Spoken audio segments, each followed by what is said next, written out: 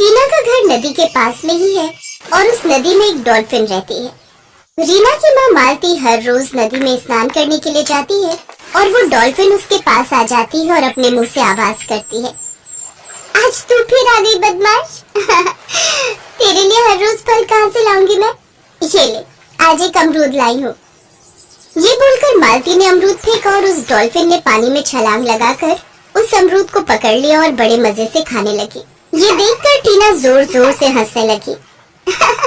माँ देखो, उस डॉल्फिन ने कैसे छलांग लगाया, बहुत मजा आया।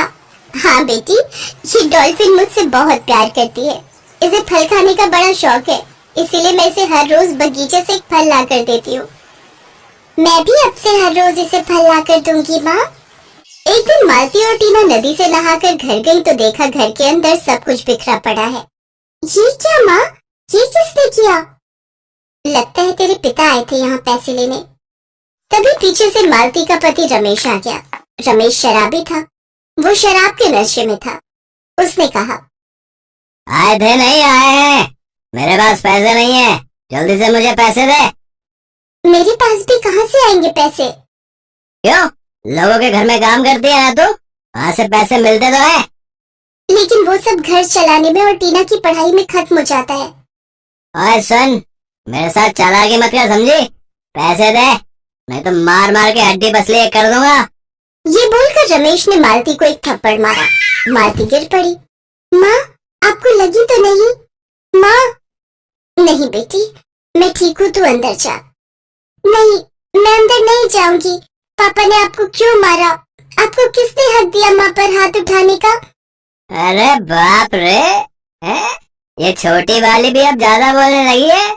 इसे अच्छी ट्रेनिंग दे रही है तू मालती। छी, शर्म करो, खुद तो शराब पीकर पड़े रहते हो यहाँ वहाँ, जाओ यहाँ से। ठीक है, अभी जाता हूँ, लेकिन मैं कल आऊंगा, पैसों का जुगाड़ करके रखना। ये बोलकर रमेश चला गया। रमेश की वजह से मालती और टीना बहुत परेशान थी। वो हर 2 दिन में पैसे मांगने के लिए चला आता था और उन पैसों से शराब पीकर यहाँ वहाँ पड़ा रहता था। पैसे न मिलने पर मालती को मारता भी था। माँ, पापा हर बार आपको मारते हैं, आप कुछ बोलती क्यों नहीं? क्या बोलूं बेटी, ये समाज पुरुषों का है, हम औरतों को कुछ बोलने का अधिकार ही नहीं है। मालती को पता था कि रमेश अगले दिन जरूर आएगा, लेकिन उसके पास पैसे नहीं थे। रमेश को परिवार की नहीं पड़ी थी, उसे तो बस शराब से मतलब था, इसीलिए मालती को लोगों के घरों में काम करके अपना घर चलाना पड़ता था। जिन लोगों के घर पर मालती काम करती थी, उनसे मालती ने कुछ पैसे उधार मांगे, लेकिन उन्होंने नहीं दिया। रात को रमेश घर के बाहर आ गया। ए मालती के बच्चे बाहर आ और मुझे पैसे दे। मालती बाहर आई। धीरे बात कीजिए, बेटी सो रही है। मुझे पैसे दे, मैं चुपचाप चला जाऊंगा, नहीं तो। पैसे नहीं है मेरे पास, मैं नहीं दे सकती। अच्छा, मुझे मना कर रही है, हैं? तेरी इतनी हिम्मत? ये बोलकर रमेश ने मालती को जोर से एक लात मारी। मालती गिर पड़ी और उसका सर एक पत्थर से टकरा गया और वहीं पर उसकी मृत्यु हो गई। मालती, उठ मालती, पैसे दे। अरे, ये बात क्यों नहीं कर रही? तभी रमेश ने मालती के सर से बहते हुए खून को देखा और चौंक गया। अरे ये क्या, खून? कहीं मालती मर तो नहीं गई? मुझे पुलिस पकड़ लेगी, मुझे अभी इसकी लाश को ठिकाने लगाना होगा। रमेश ने मालती की लाश को उठाया और नदी के पास जाकर दफना दिया और उसके बाद वहाँ से भाग गया। लेकिन उस डॉल्फिन को तो मालती की स्मेल पता थी। मालती की मृत्यु अचानक हुई थी। कहते हैं ऐसे मरने वाले लोगों की आत्माएं भटकती रहती हैं, उन्हें मुक्ति नहीं मिलती। मालती के साथ भी कुछ ऐसा ही हुआ। मालती की आत्मा उस डॉल्फिन के अंदर घुस गई। अगले दिन सुबह टीना की नींद खुली और वो अपनी माँ को ढूंढने लगी। माँ, कहाँ हो आप? माँ। सुबह से लेकर दोपहर हो गई, लेकिन टीना को उसकी माँ नहीं मिली। वो नदी किनारे बैठकर रोने लगी। माँ, माँ कहाँ चले गए आप? मुझे भूख लगी है माँ। तभी वो डॉल्फिन वहाँ आई और वो टीना से बात करने लगी। बेटी इधर देख, ये मैं हूँ। अरे, ये डॉल्फिन तो बात कर रही है। हाँ बेटी, इस डॉल्फिन के अंदर ही मैं हूँ, तेरी माँ। माँ, आपको क्या हुआ माँ? डॉल्फिन ने टीना से सब कुछ कहा। टीना सिसक कर रोने लगी। पापा को मैं नहीं छोड़ूंगी माँ। माँ, माँ बुलाऊंगी ना। हाँ बेटी, मैं ही तेरी माँ हूँ, लेकिन अब मेरा पेट कैसे भरेगा माँ? पैसे कहाँ से आएंगे? सुन मेरी बात, तू डॉल्फिन का खेल दिखाएगी। तू जैसे ही मुझे बुलाएगी मैं नदी किनारे आ जाऊंगी और छलांग लगा लगा कर खेल दिखाऊंगी। लोगों को ये दिखाकर उनसे पैसे लेना। टीना वही करने लगी। वो डॉल्फिन टीना की माँ थी, इसीलिए एक बार बुलाने पर ही वो खेल दिखाती थी, छलांग लगाती थी। धीरे धीरे वहाँ लोग ये खेल देखने भी आने लगे और टीना को पैसे भी देने लगे। और एक दिन शाम को जब वो नदी किनारे अपनी डॉल्फिन माँ के साथ बातें कर रही थी, तब वहाँ रमेश आ गया। अरे बेटी, सुना कि तू अंधा पैसा छाप रही है, मुझे भी दे। माँ को मार कर भी आपको चैन नहीं मिला? आपको तो मैं एक फूटी कौड़ी नहीं दूंगी।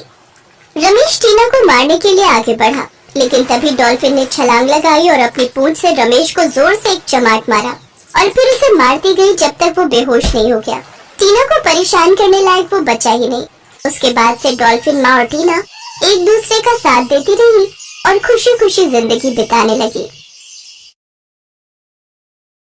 रात का समय था, मूसलाधार बारिश हो रही थी। उस बारिश में रानी और मीना नाम की दो बहनें सड़क किनारे एक पेड़ के नीचे खड़ी होकर बारिश से बचने की कोशिश कर रही थी, लेकिन इसके बावजूद भी बारिश से वो बच नहीं पा रही थी। बारिश की बूंदें नीचे टपक रही थी, जिससे वो दोनों भीग रहे थे। लगातार भीगने के कारण उन्हें ठंड भी लग रही थी। रानी दीदी, ये बारिश कब रुकेगी? मुझे बहुत ठंड लग रही है। रुक जाएगी मीना। लेकिन बारिश नहीं रुकी। अगली सुबह जब बारिश रुकी तो रानी की तबीयत बहुत ही ज्यादा खराब हो गई थी। उसका पूरा शरीर गर्म तवे की तरह चल रहा था और वो कराहे जा रही थी। दीदी, कुछ भी अच्छा नहीं लग रहा है, पूरा शरीर टूट रहा है। मीना अपनी बहन को असहाय सी देख रही थी। उसने किसी तरह उसे अपने कंधे पर टांगा और सरकारी अस्पताल की ओर बढ़ चली। तू फिक्र मत कर रानी, हम अस्पताल जा रहे हैं, डॉक्टर साहब तुझे ठीक कर देंगे। डॉक्टर साहब, पर वो माँ को कहाँ ठीक कर पाए थे? वो तो मर गई। दीदी, मैं भी मर जाऊंगी क्या? अगर मैं मर गई तो तू अकेली हो जाएगी ना? ऐसी बातें नहीं करते रानी, तुझे कुछ नहीं होगा, मैं तुझे कुछ नहीं होने दूंगी। मीना और रानी की जिंदगी पिछले 1 साल में पूरी तरह बदल गई थी। उनके पिता राजकुमार ट्रेन में झालमुड़ी बेचा करते थे। झालमुड़ी ले लो, झालमुड़ी, मसालेदार झालमुड़ी, जो भी इसे खाएगा मेरी झालमुड़ी के गुण गाएगा। अरे भैया, आप कैसे दे रहे हो झालमुड़ी? जरा खिलाओ तो अपनी झालमुड़ी। राजकुमार का परिवार उसकी कमाई से किसी तरह चलता था। एक बार की बात है, राजकुमार की तबीयत बहुत खराब हो गई और पूरे 1 सप्ताह तक वो बिस्तर पर रहा। लेकिन गरीब का जीवन तो ऐसा होता है कि उसे रोज ही कुआं खोदना पड़ता है और रोज ही पानी पीना पड़ता है। उसके 1 सप्ताह तक घर में रहने के कारण घर का अनाज पानी लगभग खत्म हो गया था। आप बात समझते क्यों नहीं? अभी आप पूरी तरह ठीक नहीं हुए हैं। आप इस तरह काम पर जाने की जिद ना करिए। नहीं जानकी, अब मैं ठीक हूँ और ऐसे कब तक घर पर बैठा रहूंगा? न तो घर में आटा है न चावल, मेरे रहते मेरा परिवार भूखा रहेगा, ये अच्छी बात तो नहीं है। जानकी की बात अनसुनी कर राजकुमार चला गया, लेकिन दुर्भाग्य से तबीयत पूरी तरह ठीक न होने के कारण वो उस पटरी पर गिर गया जिस पर ट्रेन आ रही थी और पल में मौत नाम का राक्षस उसे निगल गया। जानकी और उसकी बच्चियों को जब इसका पता लगा तो अरे कितना मना किया था आपको, लेकिन आपने नहीं सुना। देखिए ये क्या हो गया, सब खत्म हो गया हमारा। बाबा, बाबा। राजकुमार की मौत ने उसके परिवार को मुसीबतों के दलदल में फेंक दिया, जिससे वो जितना बाहर निकलना चाहते वो उसमें और भी ज्यादा फंस जाते। जानकी ने दूसरों के घर झाड़ू पोछे का काम शुरू तो किया, लेकिन वहाँ से उसे सिर्फ 500 रुपए मिलते और उसकी चौल का किराया ही 700 रुपए था। उन पैसों में वो क्या किराया देती और क्या अपना परिवार चलाती। एक रात की बात है, उस रात मूसलाधार बारिश हो रही थी। वो सोने की तैयारी कर ही रहे थे कि तभी उसका मकान मालिक हाथों में छाता लिए वहाँ थमका। मने गजबे है ये तो, चौल मेरी, किराए के पैसे मेरे और उसी को मांगने के लिए मुझे बार बार चक्कर लगाना पड़ रहा है? जैसे कि मैं इसका मालिक नहीं, तू मालिक है। साहब ऐसा नहीं है, मैं पूरी कोशिश कर रही हूँ, मैं जल्द से जल्द आपके पैसे चुका दूंगी। और तेरा जल्द आएगा कब है? आज 3 महीने हो गए, पिछली बार तुमने किराए के सिर्फ 200 रुपए दिए थे और कहा था कि जल्दी ही बाकी के पैसे दे दूंगी। साहब क्या करूँ, जहाँ काम करती हूँ वो सिर्फ 500 रुपए ही देता है, उसी में सब कुछ करना पड़ता है। मेरे पास तुम्हारा दुखड़ा सुनने का समय नहीं है, ठीक है ना? और ना ही अब मैं तुम्हें इस घर में एक पल भी रहने दूंगा। तुम लोग अभी के अभी इस घर से निकल जाओ, और हाँ, यहाँ से एक भी सामान लेकर मत जाना। जानकी और उसकी दोनों बेटियां उसके आगे गिड़गिड़ाती रही, लेकिन वो तो पत्थर बन गया था। चाचा, चाचा हमें घर से बाहर मत निकालो ना, हम कहाँ जाएंगे? अब आ जा, कहीं भी जाकर मर, लेकिन मेरे घर से निकल। जब इंसान पत्थर बन जाता है तब उसकी भावनाएं मर जाती हैं। जब पैसा ही किसी के लिए सब कुछ हो जाता है तो फिर इंसान का दर्द, उसके आंसू, उसकी गिड़गिड़ाहट का कोई फर्क नहीं पड़ता है। जानकी अपनी बच्चियों के साथ उस मूसलाधार बारिश में सड़क पर निकलने को मजबूर हो गई। जब वो घर से बाहर निकल रहे थे तभी मकान मालिक की नजर रानी के हाथों पर गई। उसने अपने हाथों में पिता की तस्वीर ले रखी थी। बड़ी बेशरम है तेरी बेटियां। मैंने कहा कि घर से कुछ नहीं ले जाना है, फिर भी चोरों की तरह ये तस्वीर इसने उठा ली। रुक, अभी बताता हूँ। बेरहम मालिक ने रानी के हाथों से तस्वीर छीन ली और उसमें आग लगा दिया। रानी के साथ साथ सभी की आंखों में आंसू आ गए। अब ये इस तरह मुझे घूर क्या रही है, तो भाग यहाँ से। उस मूसलाधार बारिश में वो तीनों निकल गए। 1 घंटे बाद बारिश रुकी तो वो तीनों फुटपाथ पर ही सो गए। अब तो फुटपाथ ही उनका घर हो गया था। जानकी हर सुबह काम पर चली जाती और शाम को लौटती। मीना, रानी, ये देख आज मैं क्या लाई हूँ तुम्हारे लिए। मीना और रानी ने देखा उसकी माँ के हाथों में एक पॉलीथीन है जिसमें एक केक का टुकड़ा है। दोनों बहनें सुबह से भूखी थी। केक का वो टुकड़ा देखकर उनके मुंह में पानी आ गया। असल में वो जहाँ काम करती थी उसकी बेटी का बर्थडे था और वो केक उसके बर्थडे का बचा हुआ था, लेकिन उसने भी वो केक उसे नहीं दिया था। उसने तो घर के डस्टबिन में वो फेंक दिया था। वो तो जानकी की नजर उस पर पड़ी और वो अपनी बच्चियों के लिए वो केक उठा कर ले आई। माँ, कितना अच्छा केक था ये, तुम कल भी लाओगी क्या ऐसा ही केक? लेकिन अगले दिन दुर्भाग्य का राक्षस फिर से जानकी के जीवन को तहस नहस करने के लिए खड़ा था। जानकी जो केक का टुकड़ा डस्टबिन से लेकर गई थी, उसके लिए उसकी मालकिन ने उसे बहुत सुनाया। तुम बिना पूछे कैसे ले गई मेरे यहाँ से केक? मालकिन, वो तो कचरे के डिब्बे में था। तो कचरे का डिब्बा क्या तेरे बाप ने खरीद कर दिया था? वो था तो मेरा ही। वो तो सीसीटीवी में मुझे दिखी तुम्हारी हरकत। ना जाने अब तक तुम यहाँ से क्या क्या चुरा कर ले गई हो। नहीं मालकिन, मैं गरीब जरूर हूँ पर चोर नहीं। गरीब चोर ही होते हैं और मैं एक चोर को अपने यहाँ काम पर नहीं रख सकती।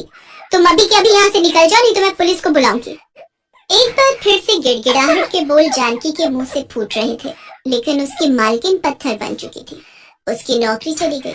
उस दिन जब वो घर लौट रही थी तो पूरे रास्ते यही सोचते हुए जा रही थी, अब क्या होगा, मेरी बच्चियों का पेट अब कैसे भरेगा? ये क्या जुल्म है भगवान, क्या जुल्म है। जानकी अपने गम में डूबी आने वाले खतरे से अनजान सड़क पर चली जा रही थी। तब एक तेज रफ्तार ट्रक से उसकी टक्कर हुई। उसे अस्पताल तो ले जाया गया, लेकिन वहाँ उसकी मौत हो गई। रानी और मीना अनाथ हो गई। वो खूब रोई। आंसुओं से उनकी आंखें हमेशा भीगी रहती, गला रुंध जाता, लेकिन इसके बावजूद जीना तो था ही उन्हें।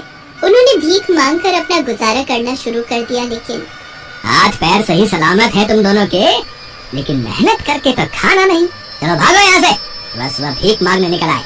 उन दोनों बहनों ने काम की भी तलाश की, लेकिन काम नहीं मिला। फिर एक दिन उनकी नजर कबाड़ बिनने वाले एक लड़के पर गई। उन्होंने उस लड़के से पूछताछ करके कबाड़ बिनने का काम शुरू किया। सुबह से शाम तक दोनों बहनें इधर उधर भटकती और कबाड़ जमा करती और फिर उस बड़े सेठ को बेच देती। पुरानी बातों को सोचते हुए मीना अस्पताल पहुंची। लगातार बारिश में भीगने के कारण इसे निमोनिया हो गया है। मैं दवा दे रहा हूँ, लेकिन बारिश से इसे बचकर रहना होगा, नहीं तो फिर भारी मुसीबत हो जाएगी। अब फुटपाथ पर रहने वाले वो लोग बारिश से कैसे बचते? संयोग से बारिश कुछ दिनों तक हुई नहीं। एक दिन जब मीना कबाड़ का सामान बेचने गई तो वहाँ एक ग्राहक आया। और मनसुख भाई, कबाड़ के पैसों से खूब कमाई हो रही है, सुना नया घर खरीद लिया आपने? कबाड़ से घर? ये बात जैसे ही मीना ने सुनी तो उसकी आंखों में चमक आ गई। अब वो बहुत बड़ी सेठ तो थी नहीं जो कबाड़ बेचकर अपना घर खरीद लेती। तो उसने कबाड़ में इकट्ठा किए शीशे की बोतलों को तो बेचा, लेकिन प्लास्टिक की बोतलों से अपना घर बनाने लगी। मीना दीदी, ये इन बोतलों का क्या कर रही हो? क्या सारी बोतलें नहीं बिकी क्या? रानी, मैं इन प्लास्टिक की बोतलों से घर बनाऊंगी तुम्हारे लिए, हमारे लिए। घर? हाँ दीदी, मुझे घर में रहना है।